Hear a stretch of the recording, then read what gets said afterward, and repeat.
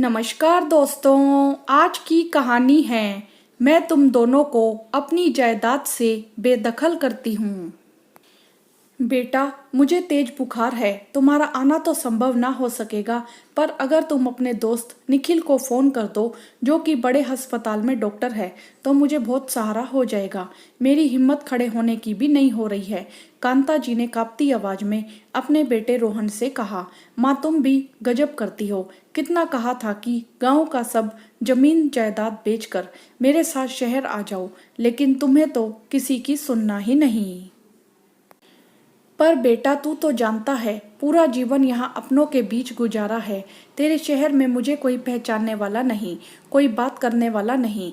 एक एक पल मेरा पहाड़ जैसा गुजरता है। यहाँ तो मेरे सभी अपने हैं, बंधु रिश्तेदार हैं।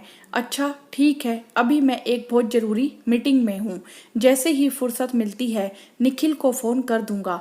तब तक आप अपना ख्याल रखिए। या फिर आप छोटी को क्यों नहीं बुला लेती?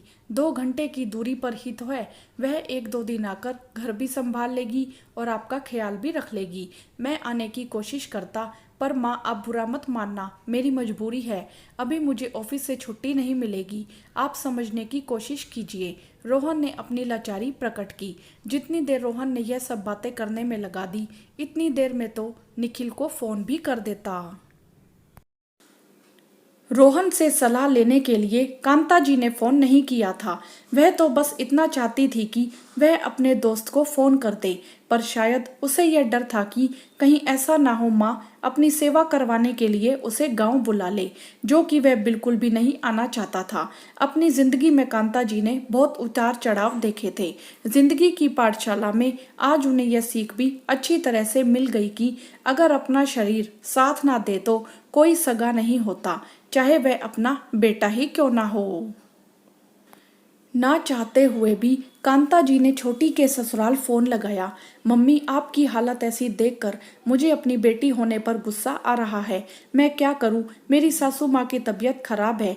यहाँ उनकी देखरेख करने वाला कोई नहीं है। एक क्षण के लिए भी मैं अकेला नहीं छोड़ सकती। हाँ, एक रास्ता जरूर निकाल सकती हूँ। आप कुछ दिनों के लिए मेरे पास आ जाएं, तो सासू माँ के साथ आपकी देखभाल भी हो जाएगी। पर बेटा, तुम तो जानती ही हो, समदन जी को मेरा वहां रहना अच्छा नहीं लगता। दुखी होते हुए कांता जी ने कहा।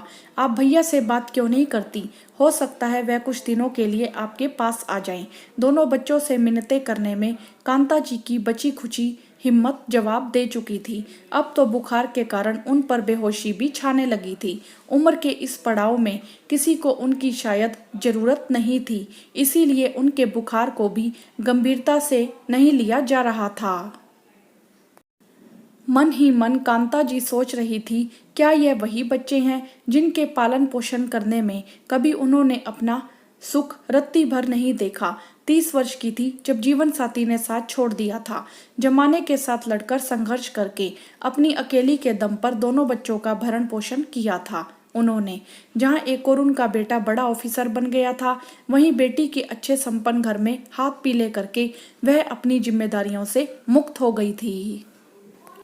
अब ज्यादा देर ना लगाते हुए कांता जी ने तुरंत एम्बुलेंस को फोन लगाया और अकेले ही अस्पताल जाने का निर्णय लिया। उनकी बीमारी की खबर आशा ने पूरे मोहल्ले में बता दी। आशा अपने पति के द्वारा छोड़ी हुई मजबूर स्त्री थी। घर घर काम करके वह अपना और अपने 2 बच्चों का पेट पाल रही थी।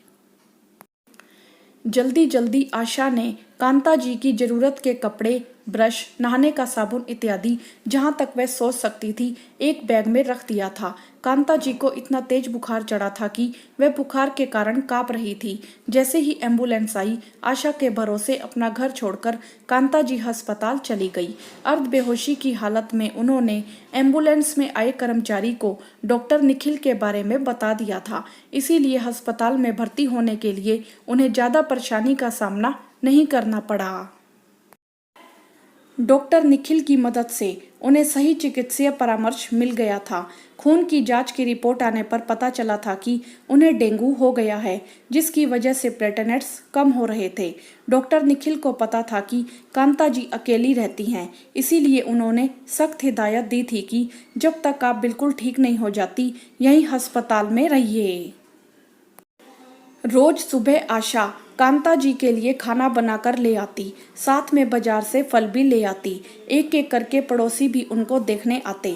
धीरे धीरे सभी के प्यार और साथ से कांता जी ठीक हो रही थी। सबसे ज्यादा दुख तो उन्हें इस बात का था कि दोनों बच्चों को उन्होंने अपनी बीमारी की खबर दी थी। आज पूरे 2 दिन हो गए, किसी को उनकी सुध लेने की फुर्सत ना मिली। जो खून के रिश्ते थे वह ऐसे पराये हो जाएंगे, यह तो उन्होंने सपने में भी नहीं सोचा था। और जो पराये थे वह दिन रात एक एक करके उनकी सलामती की दुआएं मांग रहे थे। आशा के प्यार और सच्चे दिल से की गई देख रेख से कांता जी अब भविष्य के लिए मन ही मन कुछ निर्णय ले चुकी थी। आज पूरे 2 दिन बाद शाम को रोहन का फोन आया। लापरवाही वाले अंदाज में कांता जी से इठलाते हुए बोला, क्षमा कर दो माँ मुझे, मैं निखिल को फोन नहीं कर पाया। अब आपकी तबीयत कैसी है? इतनी व्यस्तता थी कि सांस लेने की भी फुर्सत नहीं थी। हाँ बेटा, सच कहा तूने। जिसने तुझे सांसें दी, अब उसकी सांसों की रक्षा करने की तेरे पास 2 घड़ी भी फुर्सत नहीं। मैं ठीक हूँ, तुम अपना और अपने बच्चों का ख्याल रखना। ईश्वर तुम्हें हमेशा खुश रखे। इस मौके पर दुखी मन से कांता जी ने फोन रख दिया। पूरे 8 दिन बाद कांता जी अपने घर वापस आई थी। आशा ने पूरा घर साफ सुथरा कर रखा था। यह देखकर कांता जी की आंखों से आंसू लुढ़क कर गालों पर आ गए। उन आंसुओं को कांता जी ने अपने आंचल में समेट लिया, क्योंकि आज उन्हें जीवन की पाठशाला में एक नया शब्द इंसानियत जो सीखने को मिला था, जिसकी गुरु आशा थी, जो बेगानी होते हुए भी अपनों से बढ़कर थी। आज गांव की पूरी जमीन जायदाद घर सब कुछ कांता जी ने अपनी वसीयत में आशा के नाम कर दिया था। अपनी बेटी और बेटा रोहन को फोन करके उन्होंने यह खबर दे दी थी। माँ के द्वारा उठाए जाने वाले इतने बड़े कदम की तो रोहन और छोटी को बिल्कुल भी आशा ना थी। जैसा कि कांता जी ने सोचा था, अगले ही दिन दोनों कांता जी के पास गांव में पहुंचे। आपके इतने बड़े कदम उठाने की वजह जान सकता हूँ माँ? मैं, अधिकार पूर्वक रोहन ने कहा। छोटी भी कहाँ पीछे हटने वाली थी। माँ, क्या मैं मर गई थी आपके लिए, जो सब कुछ आपने आशा के नाम कर दिया? कांता जी भी बिना विचलित हुए अपने बेटे और बेटी की ओर मुखातिब होते हुए बोली, मैं भी हाड़ मांस से बनी इंसान हूँ। इंसानों को और इंसानियत को पहचाना मुझे अच्छी तरह से आता है। जब तुम्हारे पापा मुझे छोड़ कर गए थे, तब मेरी इतनी उम्र थी कि मैं आसानी से अपनी जिंदगी में आगे बढ़ सकती थी। अपना दूसरा घर संसार बसाकर अपनी खुशियों के रास्ते चुनकर आगे बढ़ सकती थी। लेकिन मैंने अपनी सारी सुख सुविधाएं इच्छाओं की आहुति देकर तुम दोनों की परवरिश की। लेकिन तुम दोनों की आंखों पर अपने सुख की इतनी गहरी धुंध छा गई थी कि जिसमें माँ के प्रति तुम्हारे कोई कर्तव्य और दायित्व ही नहीं रह गए थे। जब मेरी तबीयत खराब हुई, मैंने तुम दोनों को बारी बारी से खबर दी। पूरे 8 दिन अस्पताल में मैं जिंदगी और मौत से लड़ती रही। डेंगू हो गया था मुझे, पर तुम दोनों में से किसी ने भी मेरी एक बार भी सुध लेने की कोशिश ना की। छोटी, तू जो बड़ा दम भर रही है, अब वसीयत की खबर सुनकर कैसे एक पैर पर दौड़ी दौड़ी चली आई। उस समय तो एक बार भी तूने फोन करके मेरी सुध ना ली। अरे अगर तुम अपनी सासू माँ की सेवा में व्यस्त थी तो दामाद जी को भेज देती मेरा हालचाल पूछने। कम से कम फोन पर तो खबर ले सकती थी।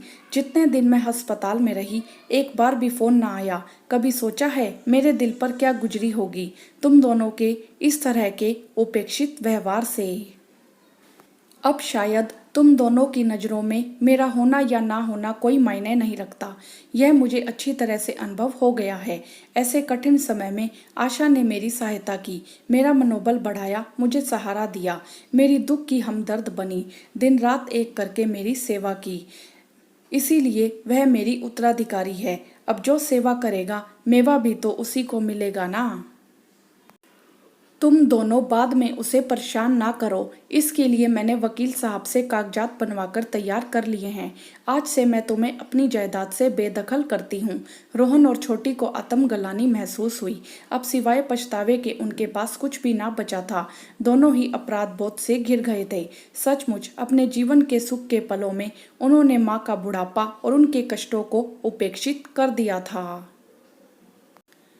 माँ, सचमुच आज आपने हमारी गलतियों का एहसास करवाकर हमारी आंखें खोल दी और जीवन के एक बहुत बड़े सत्य से रूबरू कराया। माता पिता जन्म देकर, कष्टों को सहन कर अपनी संतान को इस जीवन में लाते हैं और जो वह इस दौरान उन्हें उपेक्षित कर दे तो वे उनके जीवन का सबसे कष्टदायी पल होता है।